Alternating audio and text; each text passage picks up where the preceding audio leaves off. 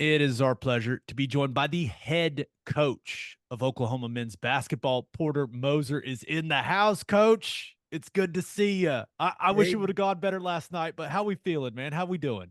you know what, Gabe? It's good to be here, man. Get my mind going in a positive direction. That was a tough night last night.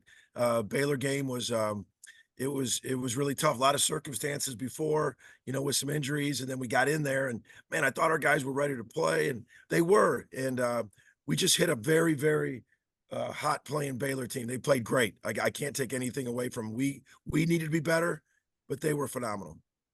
Yeah, you came out of the gates good. It was highly competitive early, and they just, before half, they got on a run. They hit a bunch of threes in a row, separated a little bit, and then being on the road, it's just be difficult to claw that back. Teddy, they came out and we scored. They were in man to man. We scored our first three. I mean, bam, bam, bam. First three, 3 for 3. We had 7 points on 3 shots. And then they went to a zone, and we're usually really good against a zone. I mean, all year long, no one has zoned us more than 3 possessions in a game. And they were really long, and then we started missing some shots. Our first 3 or 4 possessions, we missed some shots. And to their credit, I mean, but we had opportunities in the zone. We got it going a little bit, but they just stayed in it. And so in a zone, you got to get it to the soft spots. You got to knock down some shots to loosen it up. And one of the things that when we're really good, John Hughley plays the middle of our zone, and he's an elite passer, a big target. Just so happens the first anytime that people go zone, he's out. But we got to move on. We were right there. It was 2020, and they hit those threes and got some separation, and we never could claw back and fight through and get back into that regional, single digits. Now the result is clearly not what you wanted, but maybe the biggest thing to come out of the game was Rivaldo Suarez hurting that ankle late. Coach, can you give us any type of update? I know it's only been about 12 Yeah. hours Yeah. since it happened, but how's Rivaldo feeling right now? Obviously it was tough to see him go down. If you ask me who's consistently been the best over the last 7, 8 games, you'd say Rivaldo. Off the bench, he's been almost double figures every day off the bench. He had 17 last night. His energy and defense. So, Gabe, it is a little early. We're going to evaluate him. I mean, obviously, we're doing everything, icing it last night, doing all we can for him. So, we'll see. It's still early this next day. You kind of wait and see by the end of the day where he's at. But we'll know more later today. How do you feel about where you guys are right now? Kind of middle of the pack. I mean, it's just crazy. I mean, we talk about it every year. It's no surprise how good this conference is, but you guys are right there in the middle of the pack, fighting in a good spot. It feels like you never know from one game to the next what could happen in this conference. I mean, you just see Kansas get cracked the other night, and it's wild. So up to this point, how do you feel you guys are like in the peloton, I guess, as you guys are racing towards the finish? Yeah, I like the Peloton reference. It is crazy that this league is, and it's so well documented too. But it's to be in it, to know where these venues you're going to, and how good the teams are. The other day, it was a crazy stat. We were, I think, 15th in the country defensively like last week, which is out of 360 teams, 15th. We were 7th in the Big 12. You're like, it doesn't make sense, you know. But where we're at is, you look at some of the analytics and where you're at with the net rating and getting in we want to still fight for a championship. A lot can happen. Going into last night, we were 2 games out. There's a lot that can shuffle with that. But you look at it, and on a normal year, like the winner and the second, third, fourth place are going to have more losses than probably any time in Big 12 conference running stand. And bottom line is, if you're in the middle of the pack, you could get a 5 seed. You could get a 5 seed in the tournament, which puts you in great position to win a national championship if you can do that. That's how strong the league is if you can just fight and get in that middle. Not that that's where my standard is. All our guys, we've been talking about winning a championship. We're only 2 out. And but that's the reality of how good the league is middle of the pack's probably a 5 seed. Yeah, and it may sound crazy, but winning the national title may be easier than winning the Big 12. this season. When you I'm telling you, I know a lot of coaches. I'll see them before the game. Like, man, can't wait for the tournament to just get a different style, a different level because it's just on here. I There's mean, just no nights off. that that kind of does build into something I want to talk to you about. Is it feels like the way the non-conference went, you guys were on a great roll, and this isn't just an Oklahoma thing. But when you get into conference play, it feels like the coaching and the playing is so good. Like whenever somebody finds maybe your weakness and you can't really develop around that, like you're going to just get an onslaught of that from the rest of the conference. Like everyone figures each other out so hard, so quickly that maybe it's hard to make any moves, unlike playing in non-conference. It is. The coaching's elite. The players are elite, and the other thing is the players are old. This league, the ones that aren't old are lottery picks. Like a Baylor, both those guys will be in the lottery, the two freshmen. And then you got a fifth-year senior point guard. You have a fifth-year senior other wing. And then, you combine, some elite lottery guys with some age in this league. Like, look, next game is Hunter Dickerson, Kevin McCullough, you have Dewan Adams. You got older guys. This league is old. That's why I think someone from this league, a lot of teams from this league, can make a big run in the tournament. It's like BYU. I think BYU is a team when they get back, in this conference tournament, they're hard to prepare for. They're old. They got a lot of pieces. There's a lot of teams like TCU's different. TCU's really old. Their average age is older than the Thunder, and they got a lot of pieces that if you're not playing these guys all the time or seeing them all the time, I think this league, there's a lot of teams that can make a run in March. so Including us. clearly, Including us. yeah, including the Sooners. Let's go. Now, you look at the Big 12 and everyone talks about how great the teams are. And then you look at the coaches.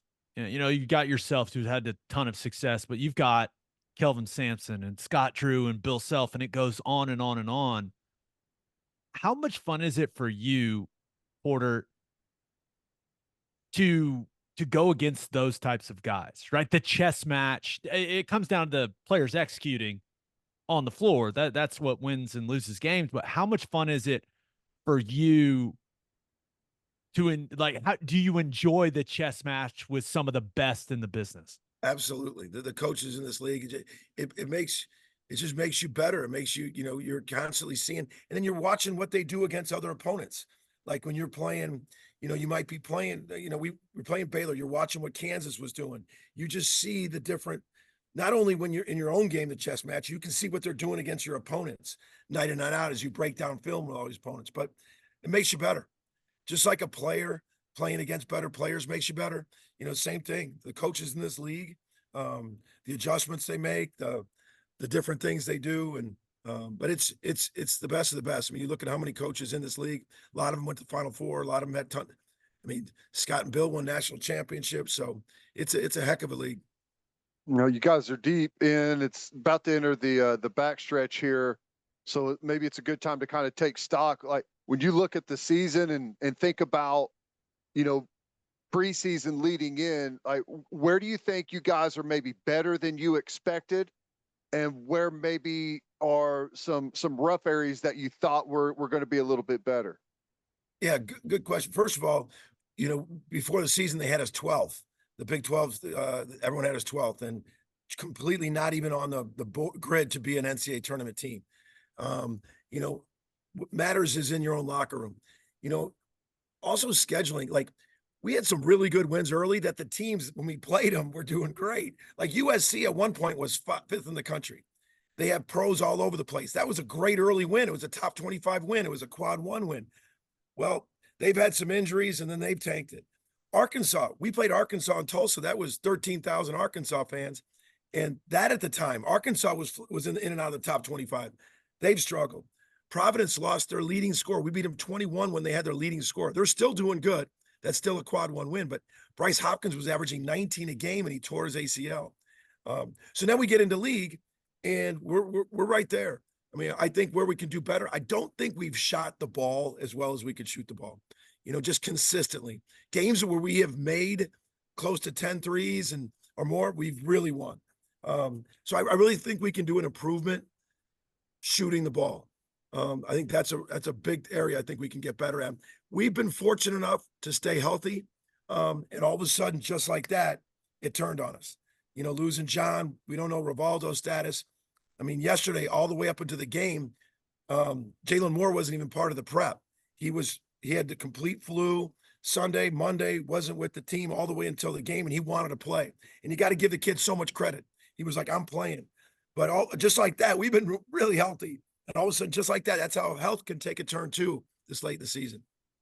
You mentioned Jalen Moore, and he's a guy that over about the last month, Coach, he's really stood out to me. Yeah. Seems like the confidence is really growing, and we all know the athleticism is there. But where have you seen his biggest growth as a player? The attention to detail of some little things, like defensive schemes. Like sometimes you know this, like sometimes you play with athletes that don't get their athleticism into the game, whether they don't play hard, they don't run hard, they don't compete hard. Jalen Moore gets every ounce of his athleticism into the game. He plays so hard, he runs, he blocks, but sometimes he's going on adrenaline. I've seen his mind slow down a little bit, and he's getting some, defensive positioning things, offensive things. He's getting the IQ part of it in there because it's slowing down for him a little bit. And that's where I've seen his growth. His shot, is I think at Georgia Tech, he made just a couple threes. I mean, he's upward of close to 20 this year. I think, our staff has put in a lot of work, and he's just lived in that gym. I think he's made strides with his shot as well. But you love him, man. You will love this kid. It's every day he brings it in practice, enthusiasm. And that's our guys were sitting there like, man, we need him for the Baylor game. And to his credit, not a lot of guys would have played last night. That's how rough he was doing with the flu. Yeah, he's fun. I mean, he's my favorite. He's spring loaded, and you never know whenever he's going to come flying out of nowhere, grab a rebound and finish it. CJ McCollum, DJ McCollum. he's been up and down, and I messed that up. Sorry. JV on McCollum. If we had CJ McCollum, we'd be in good shape. I know. He's had some like up and down. Has that been confidence? Has that been maybe some scheme stuff you guys are seeing? What's kind of going on with that? I think it's you see the natural progression of some guys going up and down. I will say this: he's doing what he needs to do to keep fighting through it. He comes every day, works hard. He's in the gym. He's completely locked in on game plans, things we're trying to do. So all that is you can check it. And it was great to see him hit his first three last night. And he got going a little bit, but then the good thing about it is we're right there. And I think not only him, but a handful of guys, I think, feel like they can play, take a step up from the way you're playing. And we're all in with them, man, to helping him to get through it. But he's done a lot of good things too. I mean, sometimes everyone looks at his, the shooting part of it. But, I think he created some shots for some other guys last night. But we're really confident that I think he can, if he gets going right down these last six, that really helps us. And we need it, depending on Rivaldo and John being out. I totally assume Jalen Moore's going to be back. I mean, the flu is 24 hours. I think he's feeling better already this morning. So, but we're going to need JB and a couple other guys like Ortega and Los really to step it up if Rivaldo's out. You guys have had a couple rough patches in conference play, right? And it feels like everyone in the Big 12 has had a couple rough patches, but you've done a good job of bouncing back when you need to bounce back. Yep. So, Coach, what do you think is the key to bouncing back from this performance against Baylor with Kansas coming to town this weekend? We said that to him as we landed last night. We were all pretty down, and that's what our message was. We didn't play as well as we wanted. Baylor played really well. We just won 2 in a row. That's the way this league is.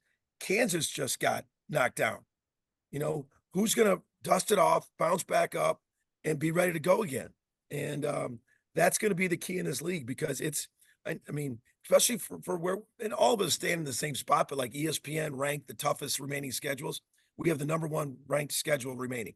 Oh, congrats. Nice. Yeah, it's the #1 remaining schedule. Having to go to Iowa State, Texas, Kansas, Baylor. But you know what? Opportunity, man. Any one of these wins are going to be on that board and say there's great wins on Selection Sunday. So that's opportunity. But what our message last night when we landed was, you guys, we're right there. We didn't play well, but we've been through this, man. It's next one up. Next one up. Who's getting ready? Who's getting their minds right, their bodies right to compete mentally, emotionally again, especially when you get knocked out. Yeah. And next one's going to be at home. That's going to be a fun one. It's going to be awesome. You guys have had some awesome home environments here recently. You think, is the Red Solo Cup situation going to continue? You're going to have one there on the sideline? Is that going to be your receptacle of choice? You know what, Teddy, I think why not? I mean, that's a great call. I thought that was really cool. I mean, watching the tape, like in the moment, it's funny because I never really hear songs that are going on, and I didn't even know. I remember after the first game when they turned the lights off, someone goes, "That was cool. They turned the lights off." I go, "They turned the lights off? When did they turn the lights off?" I'm like, I'm in a 30-second huddle. I'm not thinking like that. I don't even know. But I will tell you this: there were a couple moments that I caught everybody singing to a Toby song, and I don't know what it was that made me just like hear it. And then when I watched the tape, I saw it. It was emotional to see that. But that was a great promotional idea with the Red Solo Cups. And heck, I might again. And I will, for everyone who's asked me now, I'll just clear the air. It was water in my Solo Cup. I mean, I had a million people ask me. I'm like, what do you think I'm going to have there on the sideline? I'm not trying to get fired. An hour and a half after the game, I could give you a different answer. An hour and a half after. That's awesome. Yeah. I mean, we're all going to miss the big guy, especially I know you and him had a good relationship. And I do hope that continues because, Coach, seeing that video, I wasn't able to be there in person, but seeing that video, it was awesome. Chills, man. Yeah. Now, this is the last one I've got for you. I've never coached, so I've clearly never been in this situation like you have, but does it feel good when your name is connected to all these different jobs, or is it annoying, or is it a little bit of both? Because these last couple of years, there's been multiple openings where it's like, oh, Porter Moser would be a great fit. I mean, it makes all the sense in the world. Does that annoy you? Is it flattering? Like, how do you handle it? There's two things. I don't enjoy it. It's not like, but I will say this. It's a little annoying because I've worn my love for being here at Oklahoma on my heart, man. I love this. I know where I want to go with this. If you really want to be real, is it if you're 2-25, they're not mentioning your name. If you got no history of any success, they're not mentioning your name. But it is because it's so much rumor. It's so much rumor now, and it's stuff to talk about. Like, it's not even been a conversation like with me with anything. And it's just strictly on, man, I feel one, now we got some work to do. We're 3 games out to win a championship, but we were, right there. And you got a good chance to have some guys like finish this year on a great run. And then you got a good chance to have maybe for the first time since you've been here, like some carryover on your basketball team and have a bunch of returners next year. That's huge too. I mean, when you start talking about the landscape we're in, retention is just so big. And, obviously we're more athletic. We had a little bit of NIL this year and we got to keep growing that. But that's the thing. Like sometimes this portal, and this could be a whole nother podcast, you guys, but sometimes the portal, it goes so fast. And I've been so relational in recruiting in my 30 some years in this thing. And because it's about building culture. And sometimes the portal goes so fast, it's hard to build total relationships in that portal because it becomes a little transactional.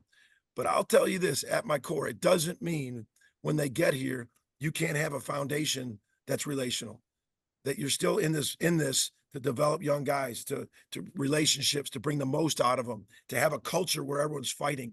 Because I've talked to some programs that aren't in the hunt, and it's tough. Guys are trying to get their numbers. Guys are doing this. You see in NBA teams that they're not in the running. Guys are trying to get their numbers for the next contract, and you don't ever want to be led in that direction. And I know that's not where we're at. Our guys are so locked in on winning, so locked in on playing for Oklahoma. Doesn't always go right every night, especially in the league we're in. But in terms of trying to do it the way we want to do it, with unbelievable dudes that are that are hopefully having an experience that will have relationships for the rest of your life. That's what you can't change. The process of recruiting is definitely changed, but once they get here, it doesn't have to change. If you build in and build a culture of where winning and relationships matter, because then that's what's going to win. That's awesome. People, get out to the Lloyd Noble Center on Saturday. This team needs you. Let's go, Coach. Thanks, guys. You're the Appreciate you best. a lot. You're the best, man. Appreciate the time. All right, guys. Take care. Boomer.